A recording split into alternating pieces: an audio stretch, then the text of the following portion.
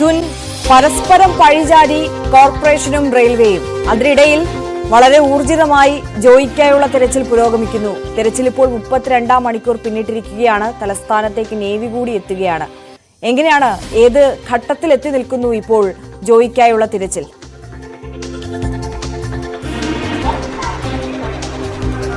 ഇപ്പോൾ 32 മണിക്കൂർ പിന്നിടുന്നു ഈ ഒരു രക്ഷാദൌത്യം. പക്ഷേ ഇപ്പോൾ നിലവിൽ എല്ലാ തെരച്ചിലുകളും ഇപ്പോൾ നിർത്തിവച്ചിരിക്കുകയാണ്. കാരണം ഇപ്പോൾ സമയം കുറേയായി. ഈ സമയത്ത് ഇരുട്ടാണ്, മറ്റു പ്രവൃത്തികളൊന്നും നടക്കാൻ സാധിക്കുന്നില്ല. അതുകൊണ്ട് തന്നെ സ്കൂബ ഡൈവിംഗ് ടീം നേരത്തെ തന്നെ അവരുടെ തെരച്ചിൽ അവസാനിപ്പിച്ചിരുന്നു. മറ്റ് നടപടിക്രമങ്ങളായിരുന്നു നടത്തിയിരുന്നത്. അതായത് ഈ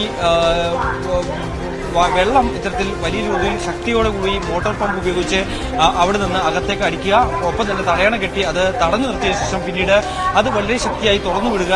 അതോടുകൂടി ഈ മാലിന്യം പുറത്തേക്ക് വരുമെന്നുള്ളൊരു പ്രതീക്ഷയായിരുന്നു ഉണ്ടായിരുന്നത്. പക്ഷേ അത് ഒരു ഘട്ടത്തിൽ നടത്തിയെങ്കിൽ പോലും തന്നെ 5ാമത്തെ പ്ലാറ്റ്ഫോമിലെ മാൻഹോളിൽ വെച്ച് നടത്തിയെങ്കിൽ പോലും തന്നെ അതും ബലവത്താകാതെ പോകുന്നതാണ് നമുക്ക് കാണാൻ സാധിക്കുന്നത്. അതോടുകൂടി ഇപ്പോൾ ആ ഒരു കാര്യവും നിർത്തിവെച്ചിരിക്കുകയാണ്. ഇനി പൂർണ്ണമായും മറ്റ് സംവിധാനങ്ങളിലേക്ക്, അതായത് വലിയ രീതിയിൽ മറ്റ് ഇടങ്ങളിൽ നിന്നൊക്കെ വലിയ ഹൈപ്പർ ടെൻഷൻ കൂടിയുള്ള ഹൈ പ്രഷർ നൽകാൻ തരത്തിലുള്ള പമ്പുകൾ എത്തിച്ച്, നിരവധി പമ്പുകൾ എത്തിച്ച് മുഴുവനായി അടിച്ച് പുറത്തേക്ക് എത്തിക്കാൻ സാധിക്കുമോ എന്നുള്ള കാര്യമാണ് ഇപ്പോൾ പരിശോധിക്കുന്നത്. എന്തായാലും നിലവിൽ NDRFന്റെ സംഘമുണ്ട്, ഫയർ ആൻഡ് റെസ്ക്യൂ ടീമും എല്ലാം തന്നെ ഇവിടെ ഉണ്ട്. എങ്കിൽ പോലും തന്നെ നിലവിൽ ഇപ്പോൾ തെരച്ചിൽ താൽക്കാലികമായി നിർത്തിവെച്ചേക്കുന്ന ഒരു സ്ഥിതിവിശേഷമാണ് നമുക്ക് ഇവിടെ നിന്ന് കാണാൻ സാധിക്കുന്നത്. മറ്റ് ജനപ്രതിനിധികളെല്ലാം തന്നെയുണ്ട്. ആ സമയത്ത് തന്നെയാണ് ഇപ്പോൾ ശക്തമായ വാദപ്രതിവാദങ്ങൾ, ഒപ്പം തന്നെ വിമർശനങ്ങളും ഒക്കെ തന്നെ ഉയർന്നു വരികയും ചെയ്യുന്നത്. അതായത് റെയിൽവേയുടെ അനാസ്ഥയാണ് എന്നുള്ളൊരു വിമർശനമായിരുന്നു നേരത്തെ കോർപ്പറേഷൻ മുന്നോട്ട് വെച്ചെങ്കിൽ തന്നെ ഇപ്പോൾ ഔദ്യോഗികമായി തന്നെ റെയിൽവേയുടെ ADRM ഒപ്പം തന്നെ DRM രംഗത്ത് വന്ന് അത് കോർപ്പറേഷൻ അധികൃതരുടെ വീഴ്ചയാണ്. അതായത് അവരാണ് ഇത്തരത്തിൽ മാലിന്യ നിർമ്മാർജ്ജനവും ഒപ്പം തന്നെ മാലിന്യം നീക്കം ചെയ്യുന്നതുമായി ബന്ധപ്പെട്ടുള്ള നടപടികൾ സ്വീകരിക്കേണ്ടത്, അതിന്റെ പ്രവൃത്തികൾ ചെയ്യേണ്ടത്, അതിന് ഉത്തരവാദികൾ കോർപ്പറേഷനാണ്, തങ്ങളല്ല. അതിന് വേണ്ടിയുള്ള ഒരു തരത്തിലുള്ള നോട്ടീസും തങ്ങൾക്ക് ലഭ്യമായിട്ടില്ല എന്നുള്ളതടക്കമുള്ള പരാമർശങ്ങളായിരുന്നു അവരുടെ ഭാഗത്തും ഉണ്ടായിരുന്ന മറ്റ് കാര്യങ്ങൾ. അതായത് ഈ ഹ്യൂമൻ വേസ്റ്റുകളും ഒപ്പം തന്നെ മറ്റ് സോളിഡ് വേസ്റ്റുകളും ഒക്കെ തന്നെ റെയിൽവേയുടെ ഭാഗത്തു നിന്നുണ്ട്. ആ വേസ്റ്റുകളൊന്നും തന്നെ ഈ പോകുന്ന ടണലിൽ, ഈ 117 മീറ്റർ വരുന്ന ആ ടണലിൽ ഞങ്ങൾ നിക്ഷേപിക്കാറില്ല.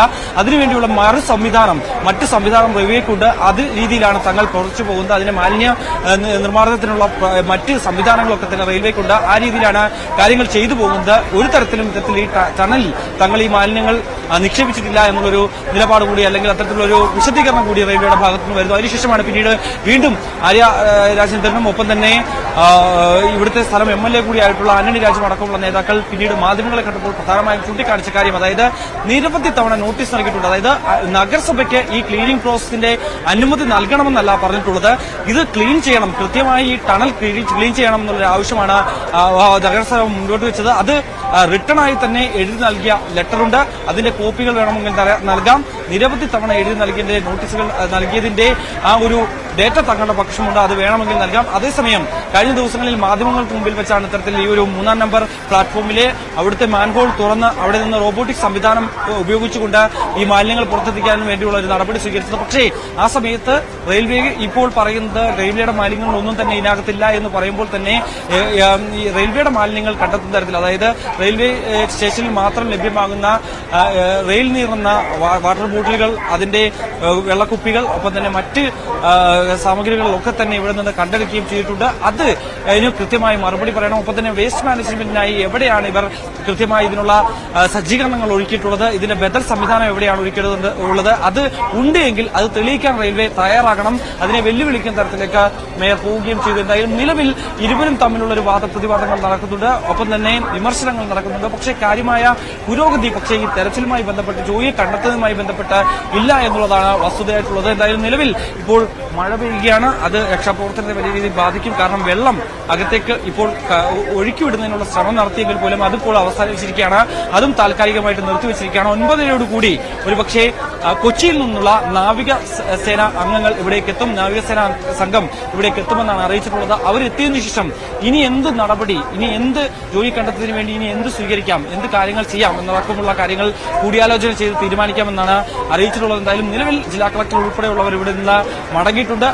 9:30 ഈ നേവി സംഘം എത്തിയതിനു ശേഷം ഇവർ വീണ്ടും മടങ്ങിയെത്തും. അവരുമായി കൂടിയാലോചന നടത്തിയതിനു ശേഷം തുടർ നടപടികൾ സ്വീകരിക്കുമെന്നാണ് അറിയിച്ചിട്ടുള്ളത്. എന്തായാലും സ്കൂബ സംഘം ഇത്തരത്തിൽ മുഴുവൻ ഇടങ്ങളിലും ഈ പറയുന്ന 117 മീറ്ററുകളിൽ മിക്ക ഇടങ്ങളിലും അവരിറങ്ങി കൃത്യമായി പരിശോധനകൾ നടത്തി. പക്ഷേ ജോയിയെ ഇതുവരെയും കണ്ടെത്താൻ സാധിച്ചിട്ടില്ല. മറ്റെവിടേക്കെങ്കിലും അതായത് ആ സമയത്ത് ഏകദേശം ഈ അപകടമുണ്ടായ 1.5 മണിക്കൂറിന് ശേഷമാണ് ഈ മാൻഹോളുകളിൽ ഒരു അടവെക്കുന്നത്, അവിടെ ഒരു തടയണ പോലെ ഒരു ബാരിക്കേഡ് വെക്കുന്നത്. അതിനു മുമ്പ് ഈ വെള്ളത്തിന്റെ ശക്തി, ഒഴുക്കിന്റെ ശക്തി വലിയ രീതിയിൽ ഉണ്ടായിരുന്നു. ആ സമയത്ത് കാണാം മറുവശത്തേക്ക് ഒഴുകി പോയിട്ടുണ്ടോ എന്നടക്കമുള്ള കാര്യങ്ങൾ ഇനി പരിശോധിക്കുന്നുണ്ട്. എന്തായാലും നാളെ ആയിരിക്കും വീണ്ടും തിരച്ചിൽ തുടങ്ങുക. എന്തായാലും നിലവിൽ സ്കൂബ ഡൈവിംഗ് ടീമിനും ഒപ്പം തന്നെ ഫയർഫോഴ്സിനും ഒന്നും തന്നെ ഇവിടെ കാര്യമായ രീതിയിൽ പരിശോധന നടത്താൻ സാധിക്കില്ല. കാരണം ഇരുട്ടായി കഴിഞ്ഞിരിക്കുന്നു, ഒപ്പം തന്നെ മഴ പെയ്യുന്നുണ്ട്. അതുകൊണ്ട് തന്നെ ഇന്നും ഒരുപക്ഷെ ജോയിയെ കണ്ടെത്താനാകില്ല എന്നുള്ളൊരു നിഗമനം തന്നെയാണ് ഈ ഒരു പരിശോധനാ സംഘത്തിനുള്ളത്. തീർച്ചയായും മിഥുനാണ് അവിടെ നിന്നുള്ള വിവരങ്ങൾ നൽകുന്നത്. മിഥുൻ സൂചിപ്പിച്ചതുപോലെ തന്നെ വളരെ ദുഷ്കരമായ പ്രവർത്തനങ്ങളാണ് അവിടെ നടക്കുന്നത്. ഈ രക്ഷാപ്രവർത്തനം ഒരു തരത്തിലും മുന്നോട്ട് കൊണ്ടുപോകാൻ കഴിയാത്ത അവസ്ഥയിലേക്കാണ്. നേരത്തെ മാലിന്യ കൂമ്പാരം വലിയ പ്രതിസന്ധിയായി നിൽക്കുന്നു. ഇപ്പോഴും അത് പ്രതിസന്ധി തന്നെയാണ്. അത് നീക്കം ചെയ്ത് തെരച്ചിൽ തുടരുന്നുണ്ടെങ്കിൽ പോലും അതിനിടയിൽ ഇപ്പോൾ രാത്രിയായി, ഇരുട്ടായി, വെളിച്ചക്കുറവ് എന്നുള്ളൊരു പ്രതിസന്ധി മുന്നിലുണ്ട്. അതോടൊപ്പം മഴ പെയ്യുന്നുണ്ട്. മഴ പെയ്യുന്നത് കൊണ്ട് തന്നെ ഇതിനിടയിൽ ആരംഭിച്ച ഒരു പ്രവൃത്തിയുണ്ട്. ഈ വെള്ളം വലിയ രീതിയിൽ വലിയ ഫോഴ്സിൽ പുഷ് ചെയ്ത് തള്ളിക്കൊണ്ട് മാലിന്യം നീക്കി തെരച്ചിൽ നടത്താം എന്നുള്ള ഒരു തീരുമാനം. ആ പദ്ധതിയും ഏകദേശം പാതി വഴിയിൽ തൽക്കാലത്തേക്ക് നിർത്തിവെക്കേണ്ട ഒരു സാഹചര്യത്തിലേക്കാണ് ഈ മഴ കൂടി വന്ന സാഹചര്യത്തിൽ എത്തി നിൽക്കുന്നത്. എന്തായാലും താൽക്കാലികമായ NDRF സംഘവും സ്കൂബ ടീമും ഒക്കെ തെരച്ചിൽ അവസാനിപ്പിച്ചിരിക്കുകയാണ്.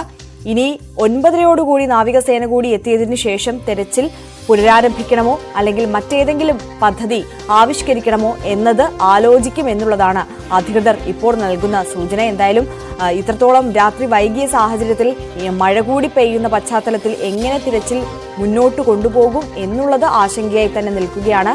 എന്തായാലും നേരത്തെ സൂചിപ്പിച്ചതുപോലെ തന്നെ 118 മീറ്റർ ദൂരമുള്ള ആ ടണലിൽ എത്താവുന്നിടത്തോളം എത്തി സ്കൂബ സംഘം പരിശോധന നടത്തിയിട്ടുണ്ട്. ഇനി നേരത്തെ ഈ ടണലിന് അപ്പുറവശത്ത് ഒരു തടയണ ഉണ്ടായിരുന്നില്ല. അതുകൊണ്ട് തന്നെ ഈ ജോയി വീണ സമയത്ത് ജോയി ഒഴുകിപ്പോയിട്ടുണ്ടാകുമോ എന്നുള്ള ആശങ്ക കൂടി നിലനിൽക്കുന്നുണ്ട്. അത്തരത്തിലുള്ള അന്വേഷണത്തിലേക്ക് കടക്കണമോ എന്നുള്ള കാര്യം കൂടി പരിശോധിക്കുന്നുണ്ട് എന്നുള്ളതാണ് മിഥുൻ പറഞ്ഞത്.